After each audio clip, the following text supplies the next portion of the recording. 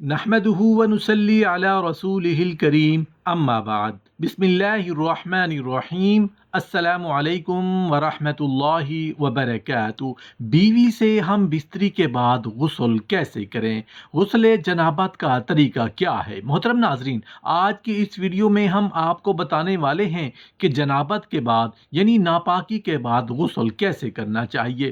اس کے علاوہ ہم آپ کو یہ بھی بتانے والے ہیں کہ وہ کون سے مرد اور کون سی عورتیں ہیں جو ناپاک رہتے ہیں اور ناپاکی کی وجہ سے ان پر اللہ کا کون سا عذاب نازل ہوتا ہے۔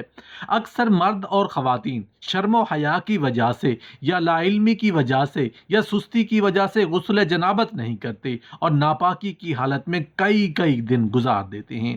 یہ بہت ہی بڑی نحوست کی بات ہے۔ حدیث پاک میں ہے کہ جس گھر میں ناپاک عورت یا ناپاک مرد ہوں تو اس گھر میں رحمت کے فرشتے نہیں آتے، اس گھر میں نحوست اور بے برکتی آ جاتی ہے اور کاروبار میں رزق سے برکت ختم ہو جاتی ہے۔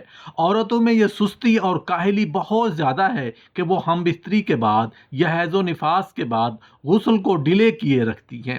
کس وجہ سے ڈیلے کرتی ہیں؟ ان کا خیال ہوتا ہے کہ پہلے ہم گھر کی صفائی ستھرائی کر لیں، گھر کے کام کاج کر لینے کے بعد غسل جنابت کر لیں گی۔ ایسی خواتین کیا کرتی ہیں؟ آگے کی بات بھی سن لیجئے۔ ایسی خواتین ایک کام کے بعد دوسرا کام، تیسرا کام اور پھر اسی طرح ناپاکی کی حالت میں اپنے آپ کو گھر کے کام کاج میں مصروف رہتی ہیں، اور جب شام ہو جاتی ہے، سورج ڈھلنے لگتا ہے، سورج غروب ہونے لگتا ہے، پھر یہی خواتین اپنا مفروضہ قائم کر لیتی ہیں کہ اب شام ہو گئی ہے اور شام کے وقت سورج غروب ہونے کے وقت نہیں نہانا چاہیے۔ پورا دن ناپاکی میں گزار دیا، اب بھی وہ ناپاکی کے غسل کو ملتوی کر رہی ہیں کہ صبح جلدی اٹھ کر نہا لیں گی، غسل جنابت کر لیں گی، لیکن پھر صبح اٹھ کر ان کو گھر کے دوسرے بڑے کام نظر آ جاتے ہیں اور یوں ایک نہ ختم ہونے والا ناپاکی کا سلسلہ چلتا رہتا ہے۔ اب خود سوچیں، جس گھر میں ناپاک مرد یا ناپاک عورت رہے گی وہاں رحمت کے فرشتے کیسے آ سکتے ہیں؟ اور جس گھر میں ناپاک لوگ رہتے ہوں وہاں بیماریاں، پریشانیاں اور مصیبتیں نازل ہونا شروع ہو جاتی ہیں۔ ایسے ناپاک مرد اور ایسی ناپاک عورتیں جو بلا وجہ اپنے غسل جنابت کو ڈیلے کیے رکھتی ہیں، ان پر جادو اور جنات کا اثر بہت جلدی ہو جاتا ہے۔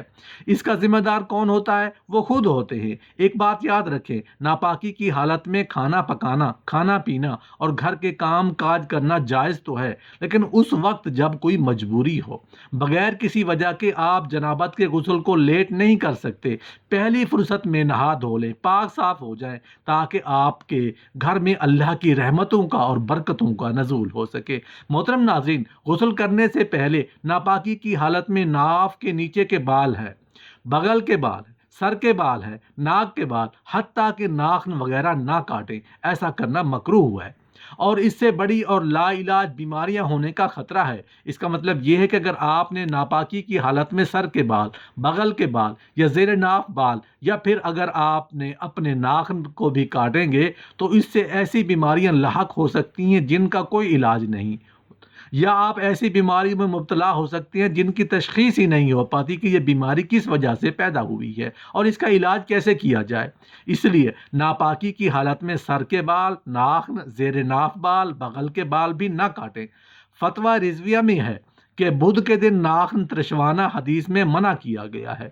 رسول اللہ صلی اللہ علیہ وآلہ وسلم نے ارشاد فرمایا، بدھ کے دن ناخن نہ کترا کیونکہ اس سے کوڑ کا ہونے کا خطرہ ہے۔ کوڑ ایسی خطرناک بیماری ہے جس سے جسم میں سفید داغ پڑ جاتے ہیں۔ ام المومنین حضرت عائشہ صدیقہ رضی اللہ تعالی عنہ سے روایت ہے کہ رسول اللہ صلی اللہ علیہ وآلہ وسلم نے ارشاد فرمایا کہ جب مرد ہم بستری کا غسل کرتا ہے تو بدن کے جس بال سے پانی گزرتا ہے اس کے ہر ایک بال کے بدلے اس کی ایک نیکی لکھی جاتی ہے، ایک گناہ کم کر دیا جاتا ہے اور ایک درجہ بلند کر دیا جاتا ہے، اور اللہ تعالیٰ اس بندے پر فخر فرماتا ہے اور فرشتوں سے فرماتا ہے کہ میرے اس بندے کی طرف دیکھو کہ اس سرد رات میں وہ غسل جنابت کے لیے اٹھا ہے، اسے میرے پروردگار ہونے کا یقین ہے، تم گواہ ہو جاؤ کہ میں نے اسے بخش دیا۔ اب غسل کا طریقہ سن لیں کہ کیسے کرنا ہے۔ غسل میں 3 فرض ہیں، ان میں سے اگر کوئی بھی ایک فرض چھوٹ گیا یا رہ گیا تو چاہے سمندر میں بھی نہا لیں تو بھی غسل نہیں ہوگا اور ناپاک ہی رہیں گے۔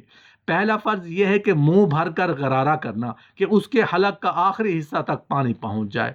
दांतों में अगर कोई चीज़ अटकी हुई हो तो उसे निकालना ज़रूरी है। अगर उस जगह तक पानी नहीं पहुंचेगा तो गुस्ल नहीं होगा। अगर रोज़ा हो तो गरारा ना करें, सिर्फ कुल्ली करें, क्योंकि अगर गलती से पानी हलक में चला गया तो रोज़ा टूट जाएगा। अगर कोई शख्स पान गत्था वगैरह खाता है जिसकी वजह से गत्था चूना उसके दांतों में इतना ज़्यादा जम गया है कि उसका उतारना बहुत ज़्यादा मुश्किल है और नुकसान का सबब है, तो फिर मुआफ़ है। अगर बगैर किसी नुकसान के उतारा जा सकता है या छुड़ाया जा सकता है तो छुड़वाना वाजिब है। बगैर उसके छुड़ाए गुस्ल नहीं होगा। दूसरा फ़र्ज़ यह है कि नाक में पानी डालना, नाक के आखिरी हिस्से नरम हिस्से तक पानी पहुंचाना फ़र्ज़ है। नाक की गंदगी को उंगली से अच्छी तरह से निकालना, पानी नाक के नरम हड्डी तक लगाना चाहिए और पानी नाक में महसूस होना चाहिए। तीसरा फ़र्ज़ यह है कि तमाम बदन पर पानी बहाना के बाल बराबर भी बदन का कोई हिस्सा सूखा ना रहे। बगल, नाफ, कान के सुराख तक पानी पहुंचाना और बहाना ज़रूरी है। गुस्ल कैसे करना चाहिए? गुस्ल में नियत करना सुन्नत है। अगर ना भी की तो तब भी गुस्ल हो जाएगा। गुस्ल की नियत यह है कि मैं पाक होने और नमाज के जायज़ होने के वास्ते गुस्ल कर रहा हूँ या कर रही हूँ। नियत के बाद पहले दोनों हाथ गिट्टों कलाई समेत 3 मरतबा अच्छी तरह धोएं और फिर शर्मगाह और उसके अतराफ के हिस्सों को धोएं, चाहे वहाँ गंदगी लगी हो या न लगी हो। फिर बदन पर जहाँ जहाँ गंदगी हो उन जगहों को धोएं और उसके बाद गरारा करें कि पानी हलक के आखिरी हिस्से, दांत की खिड़कियों, मसूड़े वगैरह में पानी बह जाए। कुछ चीज़ दांतों में अटकी हुई तो उसको निकाल लें, फिर नाक में पानी डालें, नाक की नरम हड्डी तक यानी आखिरी हिस्से तक पानी पहुंच जाए। फिर चेहरे को धोएं, इस तरह के पेशानी से लेकर ठोड़ी तक, एक कान से लेकर दूसरे कान की लौ तक, फिर 3 मरतबा कोहनियों समेत हाथ तक धोएं।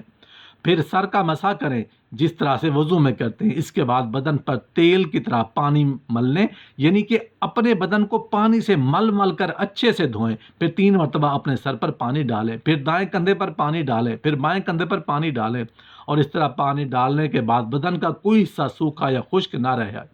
सर के बालों की जड़ों, बगल में, शर्मगाह और उसके आसपास के हिस्सों पर हर जगह पानी पहुंच जाए। इसी तरह औरत अपने सर के बालों, कान की बाली, नाक की नथली वगैरह को घुमा घुमा कर वहां तक पानी पहुंचाए।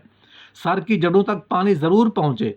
तो अब आप इस्लामी शरीयत के मुताबिक पाक हो गए, आपका गुस्ल सही हो गया। इसके बाद साबुन वगैरह जो जायज़ चीज़ हो लगा सकते हैं। आखिर में पाँव धो लें, आपका गुस्ल मुकम्मल हो गया। हमारी बहनें जिनको नाखन रखने का बड़ा शौक़ होता है, नाखन के अंदर जो मैल फंसी होती है उस मैल तक पानी नहीं पहुंचता, जिसकी वजह से उनका गुस्ल नहीं होता। लिहाजा नाखन हफ्ते में 1 मरतबा लाजमी काटा करें। औरतें नाखन पॉलिश लगाती हैं, अब जिस नाखन पर नाखन पॉलिश लगी हो वहाँ तक पानी नहीं पहुँचता, लिहाजा उनका गुस्ल नहीं होता। वो तो सारा दिन नापाक रहती हैं, ना उनका वज़ू होता है, ना उनका गुस्ल होता है, ना उनकी नमाज होती है।